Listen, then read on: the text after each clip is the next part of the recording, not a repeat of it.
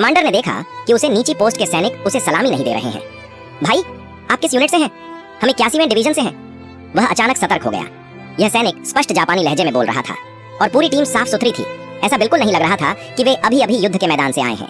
Commander को तुरंत शक हुआ कि यह टीम जहां तक जापानी लोगों के भेष में है, इसलिए उसने तुरंत अपने आदमियों को उन्हें घेरने का आदेश दिया। मेरे पास बंदूक है, अगर तुम नहीं रुके तो मैं गोली चला दूंगा। जापानी लोगों की पहचान लिया गया तो फिर उन लोगों ने हमला कर दिया। दोनों पक्षों के बीच बहुत खतरनाक लड़ाई शुरू हो गई। खतरनाक लड़ाई के बाद जापानी लोगों को भारी नुकसान उठाना पड़ा। बचे हुए 2 लोगों को अपने हथियार छोड़ने पड़े और सरेंडर करने के लिए मजबूर होना पड़ा। उन्होंने दुश्मन को भड़काने के लिए अपने भेष का इस्तेमाल करने की कोशिश की। भाइयों, आपको मेरी मदद करनी होगी। हमारी पलटन अब यहाँ है।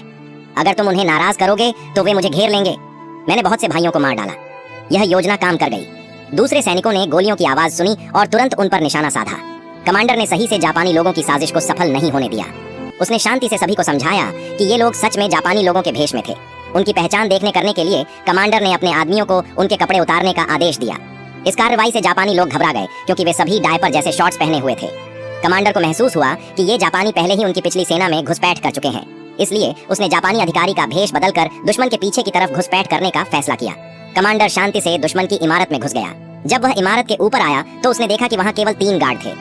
उसने मौके का फायदा उठाते हुए जल्दी से गोली चलाई और 3 गार्ड को मार डाला। फिर उसने रस्सी को सड़क के उस तरफ की इमारत में फेंक दिया। उसे खंभे पर फांसने के लिए हुक का इस्तेमाल किया और अपने आदमियों को रस्सी को पकड़कर अपनी इमारत पर आने को कहा नीचे बैठे जापानी अनजान थे। कुछ लोगों ने चुपचाप इमारत के ऊपर से जापानी लोगों को घेर लिया और तेजी से गोलियां चलाईं। 1 मिनट से भी कम समय में जापानी लोगों का सफाया हो गया। 3 बार गोली चलाने की जरूरत नहीं, लगातार 7 बार गोली चलाओ। बंदूक घुमाई, जापानी लोगों की जगह पर निशाना साधा और लगातार गोलियां चलाईं।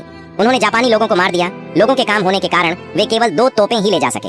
बाकी जापानी लोगों की खानों में दवा ढाल दी गई। वे न केवल निकास तोपों पार्ट 2 देखने के लिए चैनल को सब्सक्राइब करो।